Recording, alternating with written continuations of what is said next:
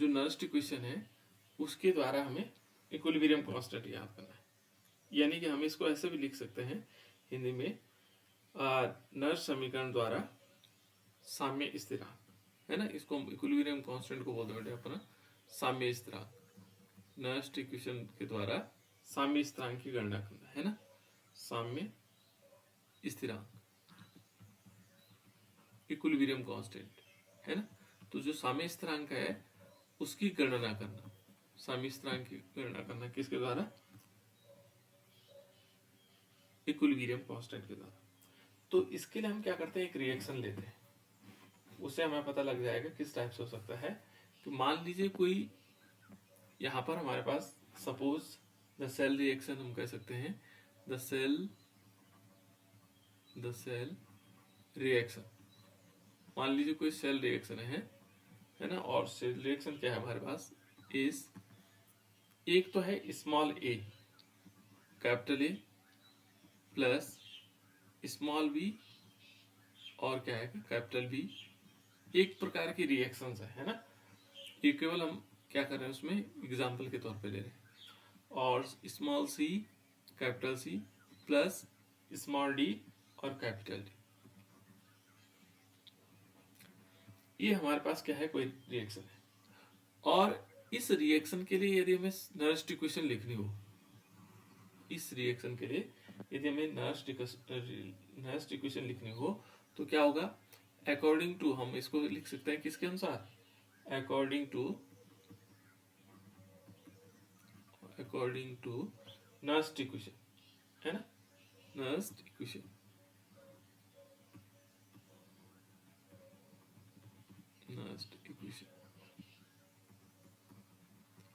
अब जो Nernst equation है बेटा, उसके अकॉर्डिंग क्या होने वाला है, क्या बना सकते हैं हम नर्स्ट इक्वेशन में, क्या होता है बेटा नर्स्ट इक्वेशन, बोलो।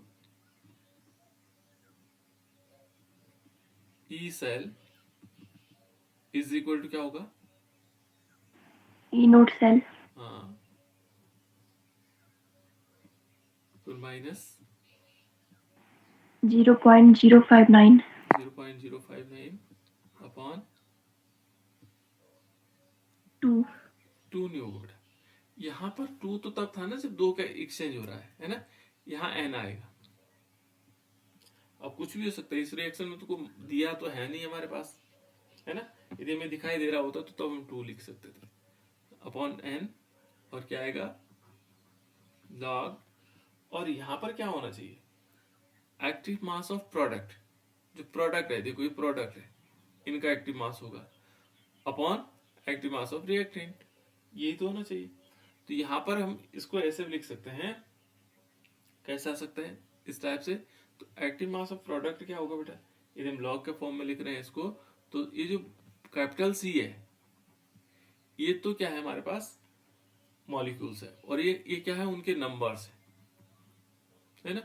तो ध्यान रखना, मॉलिक्यूल को हम एक्टिव मास के फॉर्म में इस टाइप से लिखते हैं, एक्टिव मास ऑफ सी, और इसकी पावर क्या होगी, सी है। जैसे हम कहें ना H2, तो H2 एक मॉलिक्यूल है तो यहाँ पर H2 आ सकता है, लेकिन 2H2 है तो 2 कहाँ आएगा, पावर में। ये C जो है, जो स्मॉल सी है, ये हमने पावर में ले रखा है, ये यहाँ पर संख्या है कितने मॉलिक्यूल है इसमें, है ना।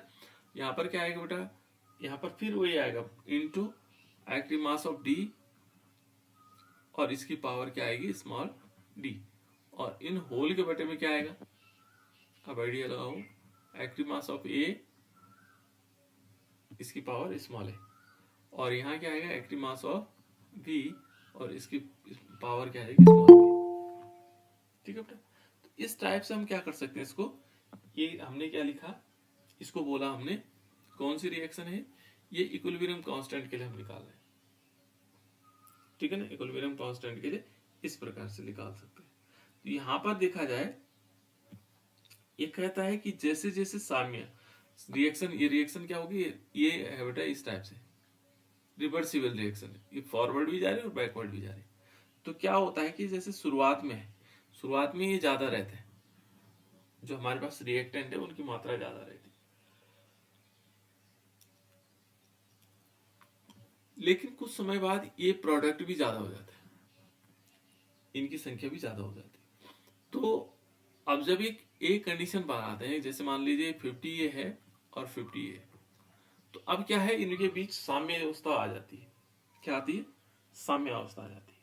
ठीक है ना, लगभग लगभग क्या हो जाती है, सांद्रताएं बराबर हो जाती है। तो इनका जो फॉरवर्ड रिएक्शन है वो बैकवर्ड रिएक्शन के बराबर हो जाता है। तो ऐसी स्थिति को बोलते हैं बेटा हम इक्विलिब्रियम कांस्टेंट। इक्विलिब्रियम, ये क्या है? इक्विलिब्रियम। जब फॉरवर्ड रिएक्शंस, ठीक है ना, जो फॉरवर्ड रिएक्शन है वो किसके बराबर हो जाती है? बैकवर्ड रिएक्शन के बराबर। ठीक है ना, बैकवर्ड रिएक्शन के बराबर हो जाती है, तो उसको हम कहते हैं इक्विलिब्रियम। क्या बोलते हैं बेटा उसको? इक्विलिब्रियम। जहां फॉरवर्ड रिएक्शन का जो रेट है वो बैकवर्ड रिएक्शन के रेट के बराबर हो जाता है, तो उसको बोलते हैं इक्विलिब्रियम। तो ऐसी कंडीशन में इक्विलिब्रियम आ जाता है। तो ये तो सिंपल पहले वाली कंडीशंस थी। अब हमें क्या करना हो, इसमें इक्विलिब्रियम कांस्टेंट निकालना हो। इसमें क्या निकालना हो? इक्विलिब्रियम कांस्टेंट निकालना हो। तो कैसे निकल सकता है इक्विलिब्रियम कांस्टेंट के लिए? जो यहाँ पर होगा तो कैसे होगा, इस कंडीशन को हम क्या मानेंगे, यहाँ पर जब इक्विलिब्रियम कांस्टेंट निकालते हैं तो उसको बोलते हैं बेटा केसी। क्या बोलते हैं उसको? केसी। तो जहां फॉरवर्ड रिएक्शन बैकवर्ड रिएक्शन के बराबर होता है, तो ऐसी स्थिति में हम केसी कहते हैं। यानी कि केसी इज इक्वल टू क्या होगा, यहाँ पर इससे लिख सकते हैं ना, यहाँ पर K c is equal to active mass of c की power small c into active mass of d की पावर स्मॉल डी। इस रिएक्शन के लिए हम क्या निकालते हैं? इक्विलिब्रियम कांस्टेंट निकालते हैं। ठीक है ना, इक्विलिब्रियम कांस्टेंट ये आ जाएगा। और यहाँ पर क्या आएगा? एक्टिव मास ऑफ ए की पावर स्मॉल ए और बी की पावर स्मॉल बी। ऐसा हो जाता है। तो क्यों ना हम इसकी जगह देखो, इस पूरे टोटल केसी के बराबर देखो, इसको रख लें, ये केसी के बराबर है ना। यहाँ पर हम क्या कर सकते हैं, इसको केसी के इक्वल रख सकते हैं। तो यहाँ क्या आ जाएगा, यदि हम निकालेंगे तो E cell is equal to क्या आएगा, ई नोट सेल, और यहाँ पर माइनस 0.059 अपॉन एन, और लॉग क्या आ जाएगा, केसी। इस प्रकार से हम इसको इक्विलिब्रियम कांस्टेंट इसके लिए निकाल सकते हैं, क्योंकि हम केसी के फॉर्मेट में ले रहे हैं। ठीक है, तो ये हो गया बेटा हमारे पास इक्विलिब्रियम कांस्टेंट के लिए। इसकी वैल्यू को हम दूसरी तरह भी लिख सकते हैं। देखो जैसे ये आ गया है ना, इस सेल के लिए हमारे पास आ गया किस टाइप से, तो जो यहां पर होगा, ठीक है ना, इनर्स्ट इक्वेशन के लिए क्या होगा, यहां तक आ गया बेटा, एक मिनट है, चेंज कर देता उसको, यहां तक तो हो गया। अब इसके आगे यदि हम देखें, इसके आगे किस प्रकार से हो सकता है, क्योंकि यदि हम किसके लिए लेते हैं ये इक्विलिब्रियम कांस्टेंट के लिए, तो उस दौरान क्या होता है बेटा, एक लाइन आपको याद होगा कि जब फॉरवर्ड रिएक्शन बैकवर्ड रिएक्शन के बराबर हो जाएगी, जब फॉरवर्ड रिएक्शन बैकवर्ड रिएक्शन के बराबर हो जाएगी, तो ऐसी कंडीशन में क्या होता है कि जो ई सेल होता है, ई सेल की वैल्यू कितनी हो जाती है, 0 हो जाती है। ये आपको मैंने शुरू में बताया था। जब क्या होगा, सेल विभव, जिसको सेल पोटेंशियल कहते हैं, 1.1 वोल्ट होता है, फॉरवर्ड रिएक्शन बैकवर्ड रिएक्शन के बराबर होगा, तो ऐसी कंडीशंस में ये जो ई सेल होगा वो 0 के बराबर होगा। ये हमने पहले पढ़ा हुआ है। तो यहाँ पर क्योंकि इसकी वैल्यू 0 है, तो हम क्या कर सकते हैं, 0 is equal to E nought cell minus 0.059 upon क्या कर सकते हैं, एन, और लॉग केसी, लॉग केसी के बराबर है ना, क्योंकि केसी बराबर क्या है यहाँ पर, इक्विलिब्रियम कांस्टेंट। इस इक्वेशन को हम कैसे लिख सकते हैं, दूसरा, इसको एक तरफ ले लो, किसको, ये तो एक तरफ आ सकता है ना, या माइनस वाले को, ये जो माइनस वैल्यू है इसको जब हम इधर ले जाएंगे, है ना, तो तब भी हो सकता है। कैसे, पूरे के पूरे वैल्यू इधर ले लेंगे और इसको इधर ले लेते, तो यहाँ पर हम क्यों माइनस है तो उधर जाके प्लस हो जाएगा, तो हम इसको ऐसे भी लिख सकते हैं, E nought cell is equal to क्या आएगा, अब क्योंकि माइनस उधर गया तो ये तो प्लस ही रहेगा, है ना। तो यहाँ पर आएगा 0.059 अपॉन n और log Kc। और हमें चाहिए log Kc, हमें क्या चाहिए log Kc। तो देखो बेटा जो मल्टीप्लाई में होता है वो नीचे आ जाता है, ये ऊपर चला जाएगा, है ना। तो यहाँ हम लिख सकते हैं log Kc is equal to क्या आएगा, यदि हम log Kc निकालते हैं तो यहाँ n कहाँ चले जाएगा, इसके साथ ऊपर n e नॉट सेल, है ना, अपॉन क्या आ जाएगा, देखो ये ऊपर चले गए तो ये बटे में आ जाएगा, यानी कि 0.059, ये वैल्यू हमारे पास आ जाएगी इस तरह से। इस प्रकार से हम क्या निकाल सकते हैं, ये इक्वेशन निकाल सकते हैं बेटा, इक्विलिब्रियम कांस्टेंट फ्रॉम या फ्रॉम नर्स्ट इक्वेशन, ठीक है ना। तो इक्विलिब्रियम कांस्टेंट इस प्रकार से आ जाएगा, ये नर्स्ट इक्वेशन के द्वारा हम इक्विलिब्रियम कांस्टेंट निकाल सकते हैं। ओके, इतनी बात समझ में आ गई कि नहीं है। तो ये इक्विलिब्रियम कांस्टेंट के लिए बेटा किसके लिए है, नर्स्ट समीकरण के लिए, ये तो है इक्विलिब्रियम कांस्टेंट। इसके बाद एक और नेक्स्ट पॉइंट आता बेटा हमारे पास, वो है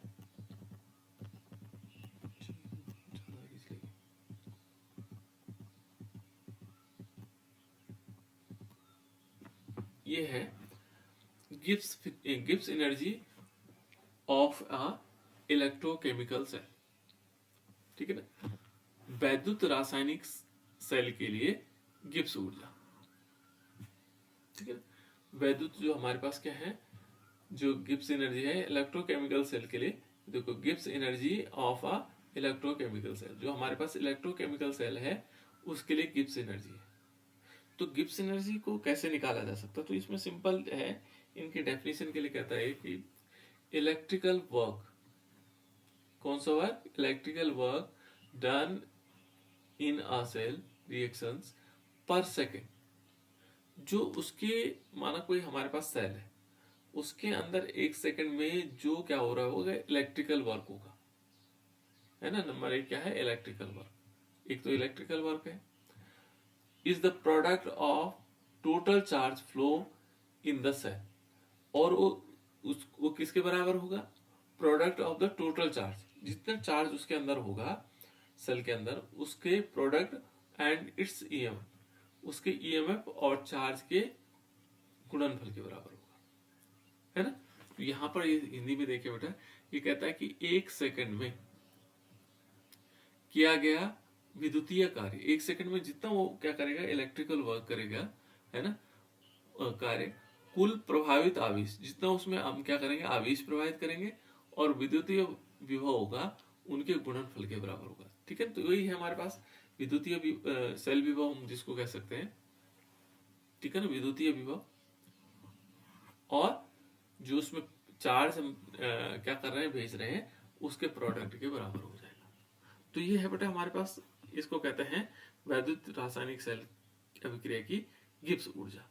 अब आपको कोई गिब्स ऊर्जा पूछे तो हम कह सकते हैं भाई, हमने मान लीजिए हमारे पास कोई सेल है ना, ये सेल है, और इस सेल में एक सेकंड में, है ना, जो कितना टाइम है, एक सेकंड में, जिसका इलेक्ट्रिकल वर्क होगा, है ना, जिसका क्या होगा, इलेक्ट्रिकल वर्क होगा, कितना वर्क करता है इलेक्ट्रिकल वर्क, वो हमेशा क्या होगा, उसके कौन से टोटल चार्ज और उसमें जो of the cell and its EMF के मल्टीप्लिकेशन के बराबर या प्रोडक्ट के बराबर होगा। भाई यही कहना चाह रहा है कि जो ये वर्क करेगा वो कितना करेगा, वो करेगा जो टोटल चार्जेस हैं उसके अंदर, और साथ साथ में उसका ईएमएफ है, उसके प्रोडक्ट के बराबर, उसके गुणनफल के बराबर होगा, ठीक है। तो इस प्रकार से हम इसको समझ सकते हैं कि गिब्स ऊर्जा क्या हुई, इसके लिए वैद्युत रासायनिक सेल के लिए, तो वैद्युत रासायनिक सेल के लिए गिब्स ऊर्जा क्या है, ठीक है, उनके बराबर होगा। यदि हम ये कहता है कि गैल्वेनिक सेल में क्या होगा, तो गैल्वेनिक सेल से अधिकतम कार्य लेना चाहते हैं तो आवेश का प्रभाव उत्क्रमणीय करना होगा। अब मान लीजिए हमारे पास गैल्वेनिक सेल है और हम चाहते हैं इससे बहुत ज्यादा काम लेना चाहते हैं, है ना, तो गैल्वेनिक सेल का काम क्या करना पड़ेगा, हमें उत्क्रमणीय करना पड़ेगा। उत्क्रमणीय का मतलब होता है रिवर्सिबल, है ना। ये इस टाइप से हो सकता है कि if the charge flow in the reversible manner then the electrical work done will be the maximum. यदि हम रिवर्सिबल करते हैं, रिवर्सिबल का मतलब जैसे अभी हमने क्या कहा कि मान लीजिए ये सेल है, हमारे पास कोई सेल है और इस सेल को देख रहे हैं हम कि ये कितना इलेक्ट्रिकल वर्क करता है। तो इलेक्ट्रिकल वर्क जो होगा इसका वो क्या होगा, इसमें जितना हमने क्या किया, टोटल चार्ज इसको दिया, इस सेल को दिया, इसके अंदर जो टोटल चार्ज फ्लो हो रहा है नंबर 1, और उसका सेल पोटेंशियल कितना होगा, यानी कि इट्स ईएमएफ कितना होगा, उन दोनों का प्रोडक्ट के बराबर होगा उसका इलेक्ट्रिकल, जो क्या होगा इलेक्ट्रिकल वर्क, है ना। इलेक्ट्रिकल वर्क उसके बराबर होगा जो हमने क्या किया, टोटल चार्ज फ्लो हुआ इसके सेल के अंदर और साथ में उसका ईएमएफ के प्रोडक्ट के बराबर, उनका गुणनफल के बराबर। लेकिन हम चाहते हैं इसमें ज्यादा काम हो, तो हमें क्या करना पड़ेगा, ये रिवर्सिबल करवाना पड़ेगा। गैल्वेनिक सेल में जैसे हम चार्ज करते हैं ना सेल को, तो देखो पहले हम क्या करते हैं, इससे सेल से एनर्जी निकलती, इलेक्ट्रिकल वर्क होता है, पहले सेल दे रहा है चार्ज, यानी कि आपको टॉर्च जलाना तो इस सेल से यूज हो रहा है, या मोबाइल आजकल यूज कर सकते हैं। तो हम क्या करते हैं, मैक्सिमम मोबाइल चार्ज किया, पहले बैटरी को चार्ज किया, फिर उसके बाद यूज किया।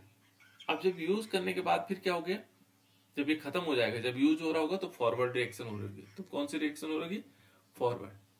फिर हमने क्या किया, इसकी बैटरी डाउन हो गई मोबाइल की, फिर हम क्या करते हैं, चार्ज करते हैं। तो जब चार्ज कर रहे होते हैं तो तब क्या होता है, जो रिएक्शन इसके अंदर होती है वो रिवर्सिबल हो रही होती है ना। वो कैसी रिएक्शन हो रही होती, रिवर्सिबल, बैकवर्ड डायरेक्शन में हो रही होती है ना, चार्जिंग के दौरान। तो फिर बैकवर्ड डायरेक्शन, रिवर्सिबल जिसको कहते हैं, वापस उसी फॉर्म में आ रहे हो।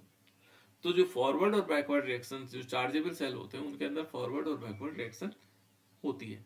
और एक सिंपल सेल होता है जिसके अंदर केवल फॉरवर्ड रिएक्शन होता है। प्राइमरी और सेकेंडरी सेल पढ़ेंगे जब हम, तब हम बता देंगे आपको, है ना।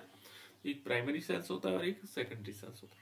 तो प्राइमरी सेल में क्या होगा, जब आपको केवल एनर्जी बाहर निकलेगी, इसमें क्या होगा, एनर्जी कहाँ कन्वर्ट होगी, फॉरवर्ड डायरेक्शन में होगी, ठीक है ना। केवल किस डायरेक्शन में होगी, फॉरवर्ड डायरेक्शन। तो यहाँ पर ये ध्यान रखना हो, फॉरवर्ड डायरेक्शन में रिएक्शन हो रही होगी, तो तब हम, ये गैल्वेनिक सेल में होता है। जब हम उसको रिवर्सिबल करवाते हैं तो तब क्या होता है, तब वो सेकेंडरी सेल हो जाते हैं और चार्जेबल हो जाते हैं, ठीक है। तो यहाँ हमें यदि मैक्सिमम काम करवाना होगा तो गिब्स फ्री एनर्जी क्या कहती है कि मान लीजिए किसी सेल से हमें मैक्सिमम काम करवाना हो तो हमें क्या करना पड़ेगा, उसके लिए उसमें रिवर्सिबल आवेश प्रभाव करना पड़ेगा, है ना। और ये कहते देखो बेटा, एक लाइन और लिख रहा है कि गैल्वेनिक सेल द्वारा किया गया उत्क्रमणीय कार्य गिब्स एनर्जी में कमी के बराबर होता है ना। जितना वो वर्क करेगा, देखो यहाँ पर देखो, since electrical work done is useful work and is equal to the decrease free energy of the cell reaction, उससे क्या होगा, सेल रिएक्शन डिक्रीज हो जाएगा। तो हमें रिवर्सिबल करना है। तो यहाँ पर देखो, हमारे वर्क यदि हम चाहते हैं वर्क मैक्सिमम, तो हमें work maximum is equal to क्या होगा, एन एफ ई सेल होगा, जहां पर एन एफ क्या है, देखो ये है charge flow in the cell, जो चार्ज फ्लो हो रहा है सेल के अंदर उसको हम एन एफ कहते हैं। एफ यहाँ पर फैराडे है बेटा, नंबर ऑफ इलेक्ट्रॉन्स है, ठीक है ना। तो एन एफ क्या हो गया, एन एफ हमारे पास हो गया charge flow in the cell हो जाएगा। और ई सेल क्या होगा, ईएमएफ ऑफ द सेल, ठीक है ना, ईएमएफ ऑफ द सेल। इन दोनों का जो प्रोडक्ट होगा वो हमारे पास मैक्सिमम वर्क होगा, ठीक है। सिंस ये कहता है कि since work done is equal to the decrease in Gibbs energy और डिक्रीज इन फ्री एनर्जी। तो क्योंकि डिक्रीज में आ रहा है इसलिए हम इसको क्या, किस फॉर्म में दिखाते हैं, माइनस के फॉर्म में। तो यहाँ पर आ जाएगा माइनस डेल्टा आर जी और is equal to n F E cell. ये फॉर्मूला 2-3 बार पूछा गया बेटा,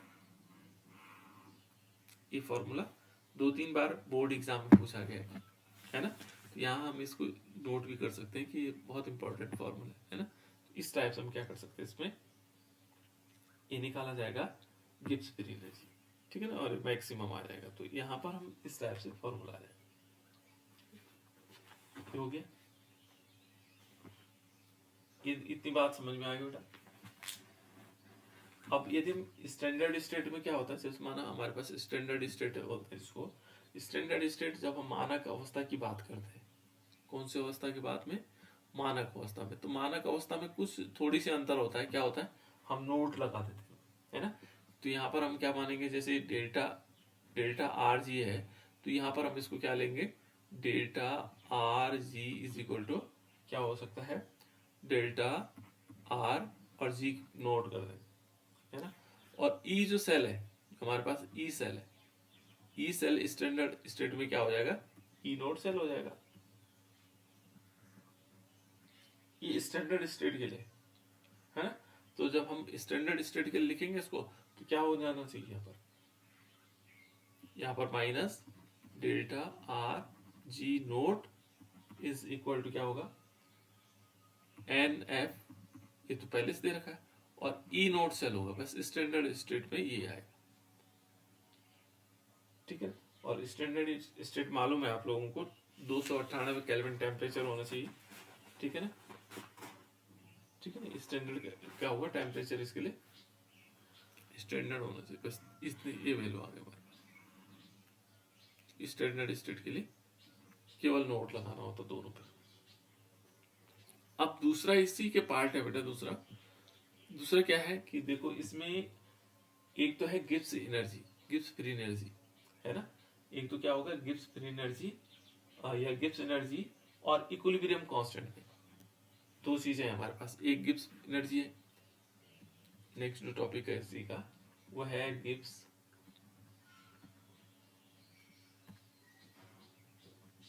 एनर्जी, ठीक है ना। एंड दूसरा है इसमें इक्विलिब्रियम कांस्टेंट। इक्विलिब्रियम कांस्टेंट क्या था बेटा, कोई बताओ, किससे डिनोट कर रहे थे। इक्विलिब्रियम कांस्टेंट को किससे दिखा रहे थे, केसी से। और गिब्स फ्री एनर्जी को किससे दिखा रहे हैं, डेल्टा आर जी से, स्मॉल आर, है ना। ये हमारे पास क्या था, गिब्स एनर्जी था, और ये था इक्विलिब्रियम कांस्टेंट, है ना। इन दोनों में क्या संबंध हो सकता है ना। तो यदि हम यहाँ पर देखें तो हमने अभी नेक्स्ट इक्वेशन पढ़ा था, मान लीजिए नेक्स्ट इक्वेशन में क्या पढ़ा था कि जो हमारे पास ई सेल था, E cell is equal to 0 था, क्योंकि ई सेल 0 कब होगा, कब होता बेटा ई सेल 0,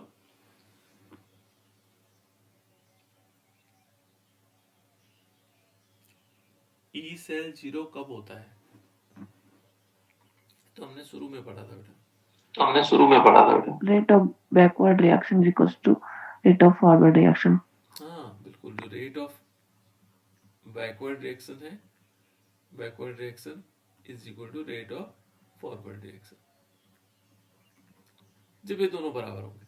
तो सेल की कंडीशन में जब रेट ऑफ बैकवर्ड रिएक्शन और जब फॉरवर्ड रिएक्शन के बराबर होती हैं, तो ई नोट सेल 0 हो जाता है, क्योंकि उस समय इस सेल का जो ईएमएफ होता है, सेल पोटेंशियल होता है बेटा, वो 1.1 वोल्ट हो जाता है। मैंने 3 बताया था, greater than 1.1 volt, less than 1.1 volt और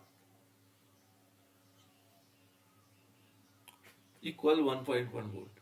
तो ऐसी कंडीशन में जब 1.1 वोल्ट हो जाता है, तो उस कंडीशन में रिएक्शन, जो सेल रिएक्शन है उसकी वैल्यू 0 हो जाती है, ठीक है ना। ये हमने पढ़ा था। अब यहाँ पर जो है इक्विलिब्रियम स्टेट है, तो स्वाभाविक ई नोट जो ई सेल होगा वो 0 के बराबर होगा, ठीक है। अब इसके लिए नेक्स्ट इक्वेशन हमने अभी पढ़ी थी। नेक्स्ट इक्वेशन में क्या था बेटा कि 0 जो सेल विभव था वो था हमारे पास ई नोट सेल, अभी अभी जो हमने पढ़ा माइनस, देखेंगे तो इसको हम ऐसे भी लिख सकते थे डायरेक्ट 2.303 और आर टी अपॉन ये कौन सी है, नेक्स्ट इक्वेशन है ये, ठीक है, आर टी, और यहाँ पर क्या आ सकते हैं, लॉग के सी, हम ऐसे भी लिख सकते हैं।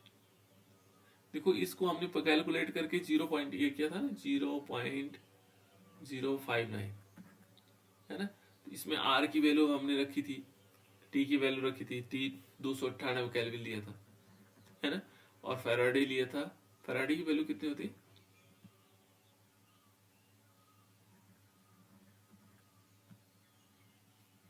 फैराडे की वैल्यू बताओ बेटा। जो फैराडे की वैल्यू होती है, फैराडे की वैल्यू होती है, बताओ। बताओ।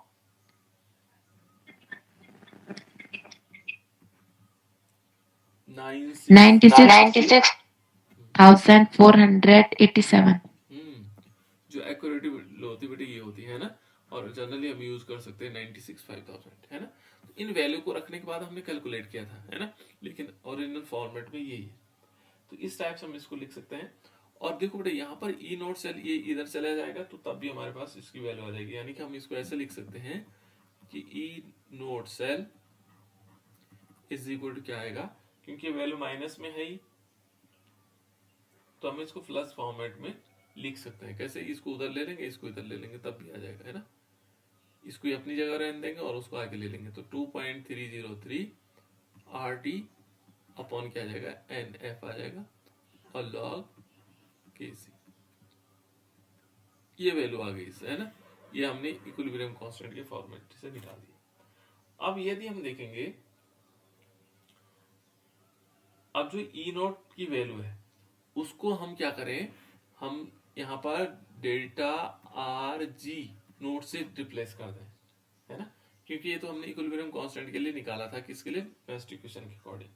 लेकिन अब कहते हैं कि सब्स्टिट्यूट, मान लीजिए हम सब्स्टिट्यूट को मतलब हटाना बेटा, है ना। सब्स्टिट्यूट प्रतिस्थापन कहते हैं जिसको, द वैल्यू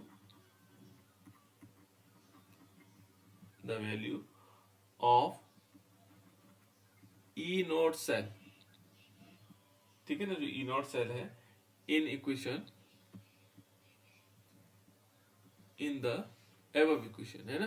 जो हमारे पास एबव इक्वेशन है इसमें से हमें ई नोट सेल की वैल्यूज को सब्स्टिट्यूट करना है। तो सब्स्टिट्यूट किस प्रकार से हो सकता है? देखो यहाँ पर हम कर देंगे delta r G nought is equal to, इसकी जगह देखो, और यहाँ पर क्या आएगा, बाकी वैल्यू वही रहेगी, है ना। तो यहाँ हम इसको ऐसे भी लिख सकते हैं, minus is equal to minus, और एन एफ क्यों होगा माइनस, माइनस भी वैल्यू ऊपर भी माइनस थी बेटा, माइनस ये आएगा 2.303 R T upon, sir minus नहीं थी, इस वाले में नहीं था ना माइनस, हाँ, अपॉन आर टी, ठीक है ना। और यहाँ आ जाएगा लॉग के सी। लेकिन इसमें एक कंडीशन और है बेटा, है ना, कि हम क्या करते हैं, इसमें एनएफ का डिवाइडेशन कर देते हैं, एनएफ का भाग देते हैं। तो यहाँ पर क्या करेंगे, इस वैल्यू को, जो ये वैल्यू होगी, है ना, यहाँ पर डेल्टा आर जी हमने कितना निकाला था, देखो ये वाली वैल्यू निकाली थी ना, जो हमारे पास delta r G nought is equal to क्या निकाला था, माइनस एन, ये माइनस था पहले, ये वैल्यू माइनस थी, है ना, एन एफ ई सेल था, ऐसा तो था। एक मिनट है, मैं शुरू से बता देता हूँ, क्योंकि यहाँ पर थोड़ी सी गड़बड़ इसलिए हुआ। देखो बेटे, इस टाइप से हम कैसे कर सकते हैं कि हम यहां से ले लेते हैं, कैसे, ये इतनी बात तो समझ में आ गई, हमने ये माइनस में लिया था, सॉरी, ठीक है। तो अब हमें यदि क्या करना होगा, यहां पर सब्स्टिट्यूट करना, तो हमारे पास delta r G nought is equal to कितना था, माइनस में था बेटा, यहां से माइनस था, है ना, ये माइनस वाली वैल्यू थी, और हमारे पास था क्या, क्या किया था हमने, कितनी वैल्यू थी इसकी, वैल्यू बताओ, एन, बोलो, एन ई एफ सेल, ऐसा तो था, n F, sorry, n F E cell था, एन एफ ई सेल था कि नहीं, और इसमें क्या था, ई सेल क्या था, नोट के रूप में था। ये हमने पहले, इससे थोड़ी सी पहले देखो, यहां पर जो हमने निकाला, देखो, minus delta r G nought is equal to n F E nought cell, ये वैल्यू थी बेटा। अब ये वैल्यू को हमने यहाँ रखा, एक क्या करेंगे, इस माइनस को हम इधर ला सकते हैं, तो हम इसको ऐसा लिख सकते हैं, delta r G nought is equal to minus n F, और ये क्या आ जाएगा, ई नोट सेल आएगा, ठीक है ना।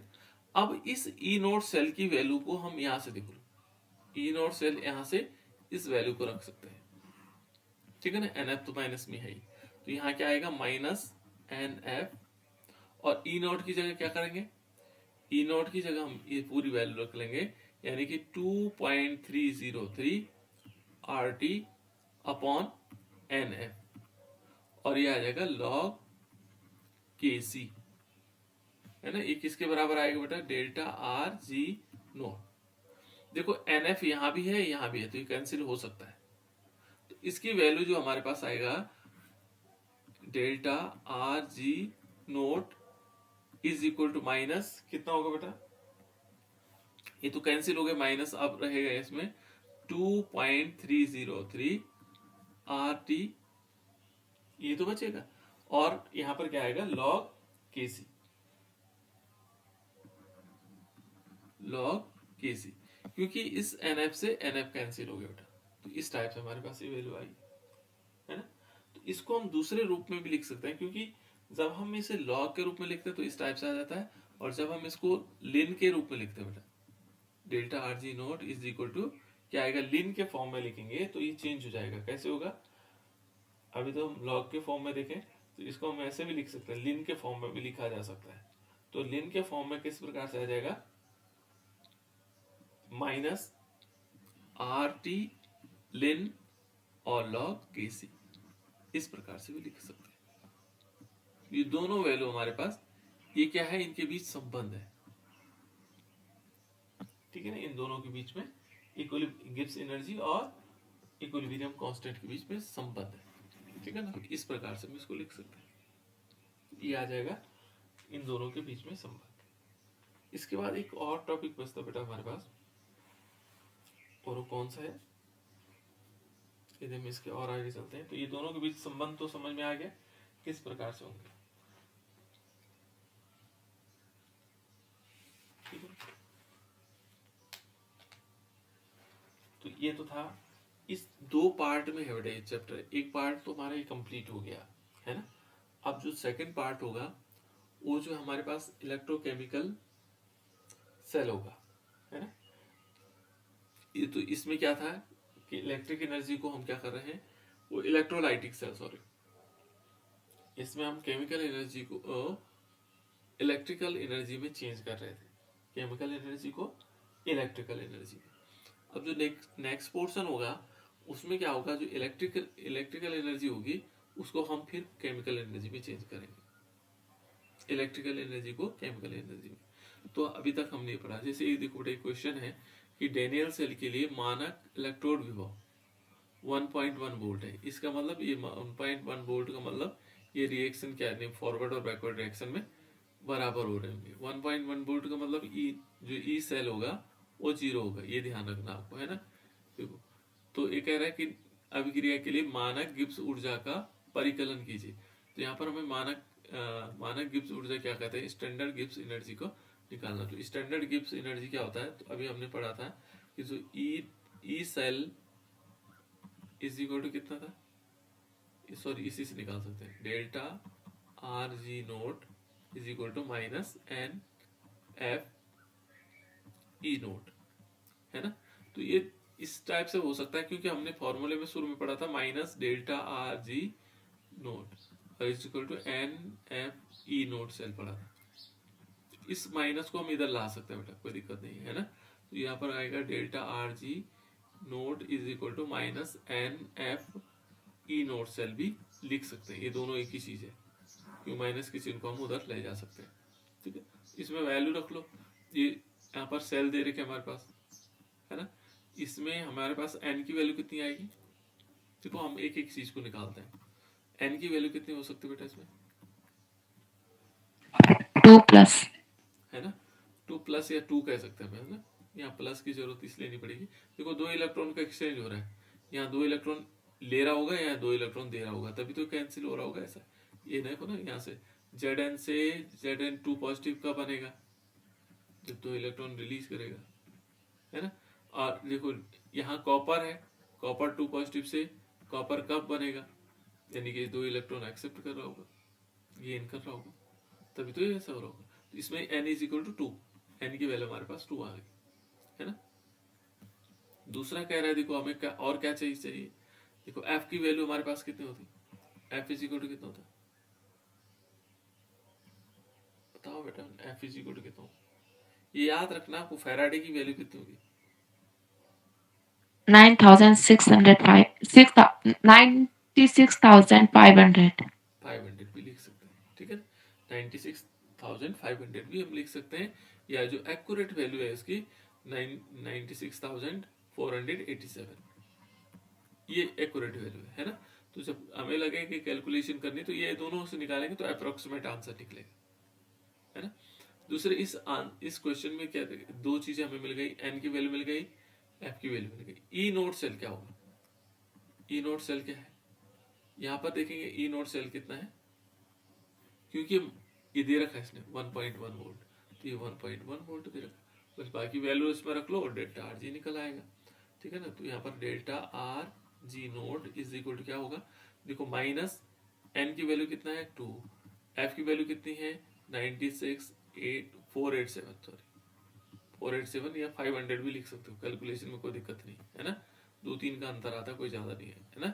इनटू क्या आएगा 1.1 वोल्ट, तो इनका सबका मल्टीप्लिकेशन कर देंगे तो वो हमारे पास आ जाएगा, ठीक है। ये कितना आ रहा है 21,227 जूल पर मोल, है ना। इसको किलो जूल में कन्वर्ट कर सकते हैं, 1000 का भाग दे दो तो किलो जूल में कन्वर्ट हो जाएगा, यानी कि 212.27 किलो जूल हो जाएगा मोल इनवर्स, इस टाइप से आप हम लोग कर सकते हैं, ठीक है। तो ये छोटे क्वेश्चन है बेटा, इनको हम सॉल्व भी कर सकते हैं। नेक्स्ट पार्ट इसका जो होगा वो होगा, ये तो साम्य स्थिरांक था, अलग अलग टाइप के, है ना। अब हमारे पास होगा नेक्स्ट टॉपिक होगा कंडक्टिविटी ऑफ इलेक्ट्रोलाइटिक सॉल्यूशन, है ना। जो वैद्युत अपघटनी सेल था, तो इलेक्ट्रोलाइटिक सेल क्या होता है बेटा, बता सकता है,